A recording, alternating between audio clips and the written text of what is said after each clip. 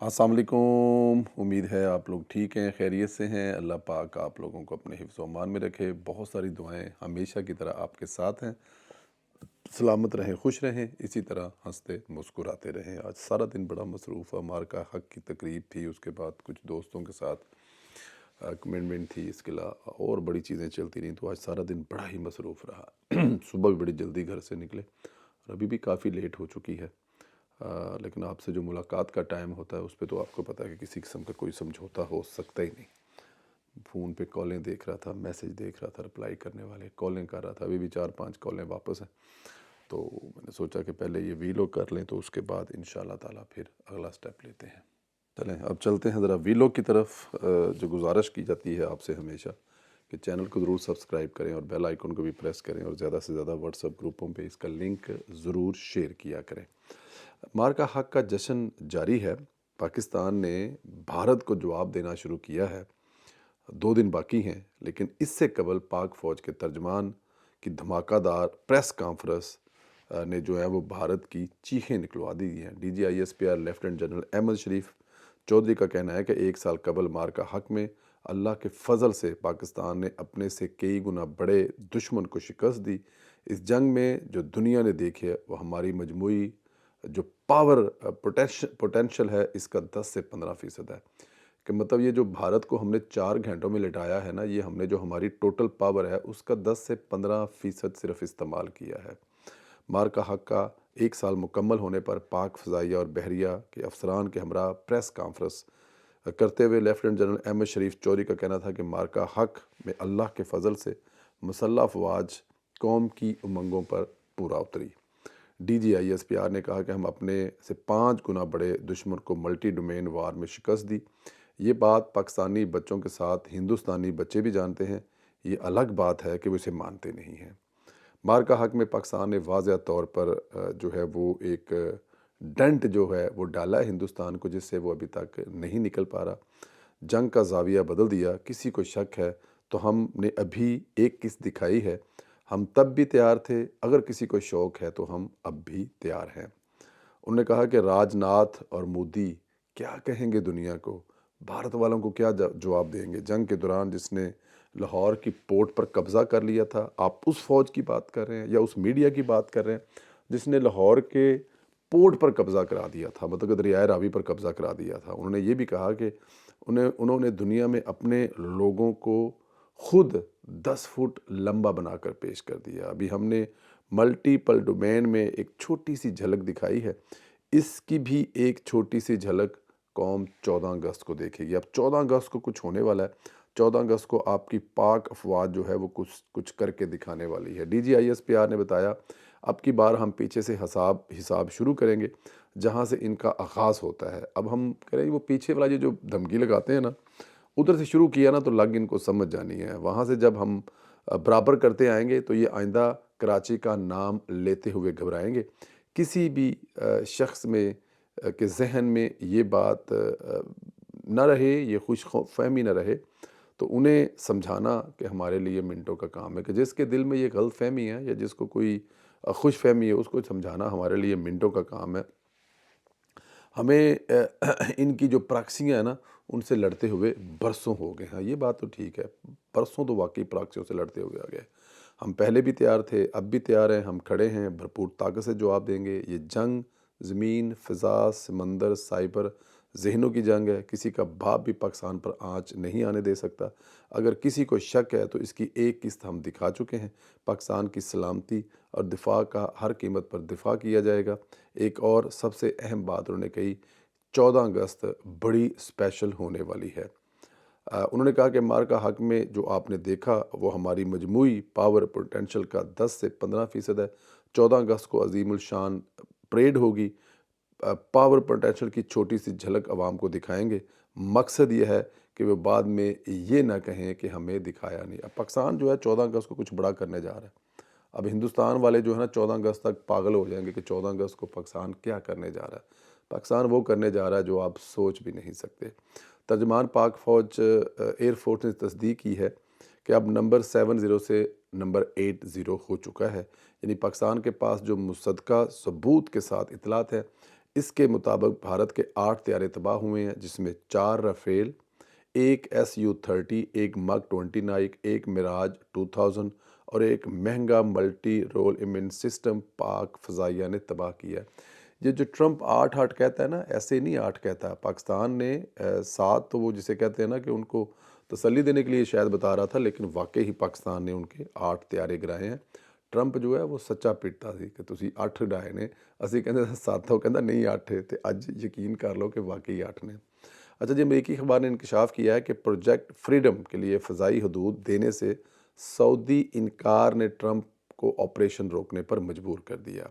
امریکی اخبار کی رپورٹ کے مطابق ٹرمپ کی فون پر سعودی ولی عہد شہزادہ محمد بن سلطان کو منانے کی کوشش ناکام رہی۔ رپورٹ کے مطابق پروجیکٹ فریڈم کی بروقت اطلاع نہ ملنے پر ناراض سعودی عرب نے ریاض کے فوجی اڈے پر امریکی فوجیوں کی رسائی روک دی تھی۔ امریکہ کو منع کر دیا تھا، اس کے جہاز ریاض کے اڈے سے نہیں اڑ سکتے۔ ٹرمپ کو امریکی فوجیوں کی امریکی فوجی اڈے تک رسائی رکھوانے کے لیے جو پروجیکٹ فریڈم ہے اس کو روکنا پڑا۔ سعودی عرب میں امریکی اڈے پر امریکی لڑاکا طیارے ری فیلنگ ٹینکرز اور ایئر ڈیفنس سسٹم تعینات ہیں، اور پروجیکٹ فریڈم کے لیے امریکی بحری جہازوں کی حفاظت یقینی بنانے کے لیے یہاں سے لڑاکا طیارے اڑانا ضروری تھے۔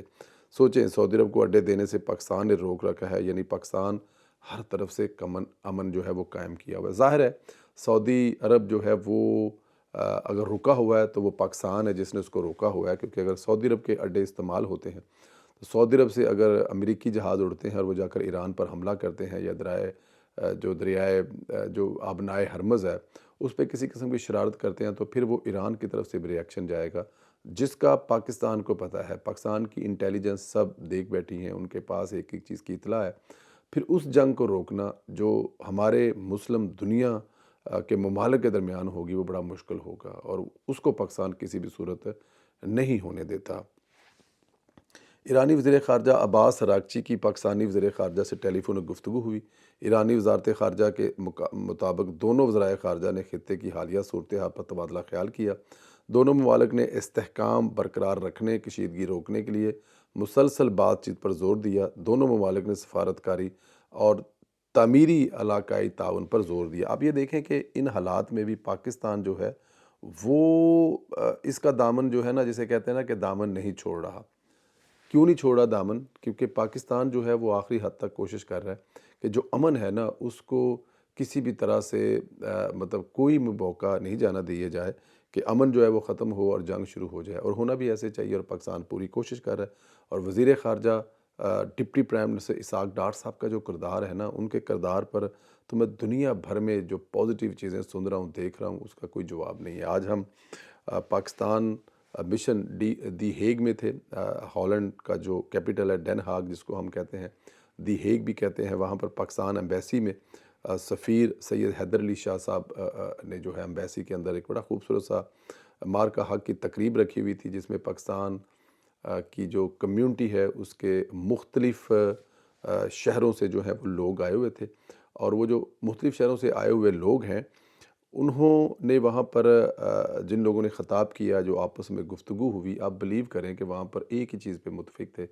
وزیر اعظم پاکستان میاں محمد شہباز شریف صاحب کے کردار کے اور فیلڈ مارشل سید حافظ عاصم منیر کی بہادری کے۔ اس پہ کسی کو کوئی جسے کہتے ہیں نا کوئی کمپرومائز نہیں تھا، اس پہ وہ جو ہے وہ کوئی کمپرومائز نہیں کر رہے تھے کہ یہ دونوں نے مل کر، اس جوڑی نے مل کر جو کمال کیا ہے وہ کمال کیا ہے۔ تقریر کرنے والے جو صاحبان تھے وہ بھی پاکستان کی، اور پاکستان کے ان 2 بہادر بیٹوں کی جو تعریف کر رہے تھے وہ بڑی سننے والی تھی۔ سفیر پاکستان نے بھی کہا کہ پاکستان کے جو مارکہ حق ہے اس کے بعد دنیا بھر میں، ہم یہاں پہ ہالینڈ میں رہتے ہیں، ہالینڈ جو ہے ایک بڑا اہم ملک ہے، یہاں پہ دنیا کے بڑے اہم ممالک کے سفارت خانے ہیں، بہت ہی اہم آرگنائزیشن ہیں، ان کے سربراہان یہاں پہ ہے، لیکن جو رویہ ہم نے مارکہ حق کے بعد دیکھا اس کا کوئی جوڑ نہیں ہے۔ اور خاص طور پر جو deputy prime minister Ishaq Dar صاحب ہیں، انہوں نے جو وزارت خارجہ میں کام دکھایا ہے، یا انہوں نے جو وزارت خارجہ میں کام کیا ہے، جس طرح پوری دنیا کو پاکستان کا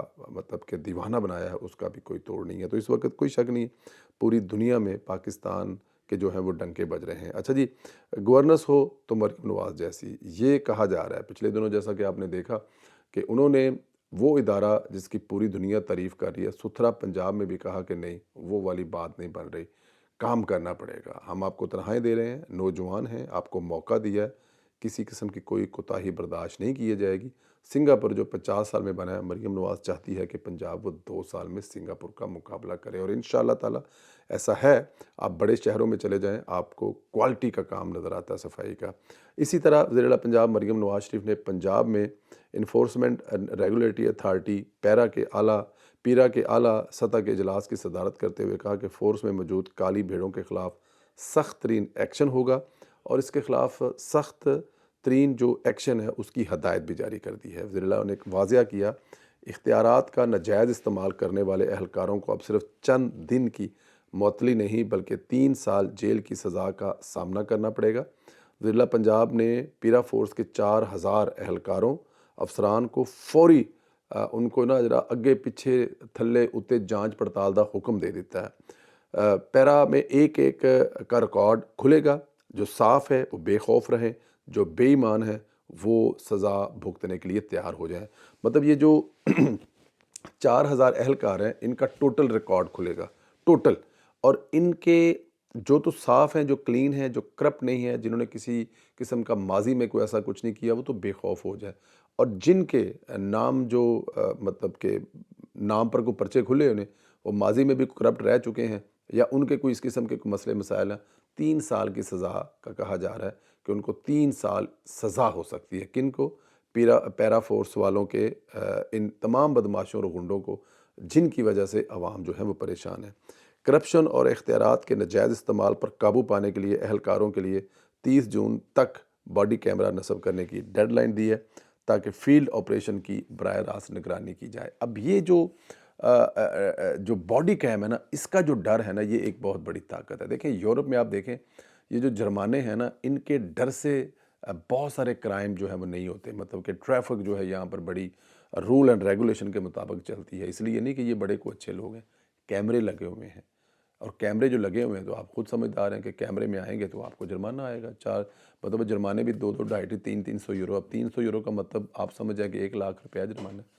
اب کون 300 یورو کو جرمانہ دے؟ ٹیلی فون میں ہاتھ میں پکڑیں گے تو 650 500 یورو جرمانہ ہے، اور 550 600 یورو میں 2 سوا 2 لاکھ روپیہ بنتا ہے۔ تو یہ جو جرمانوں کا ڈر ہے نا، اور یہ جو باڈی کیم ہے، اس کا جو خوف ہے کہ آپ کی ایک ایک حرکت، اگر آپ بدتمیزی کر رہے ہیں، اگر آپ کسی کے ساتھ کوئی ہیرا پھیری کر رہے ہیں، کسی کے ساتھ کوئی کرپشن کر رہے ہیں، تو جناب آپ کو یہ مطلب کہ آپ کے کیمرے میں ریکارڈنگ ہو رہی ہوگی۔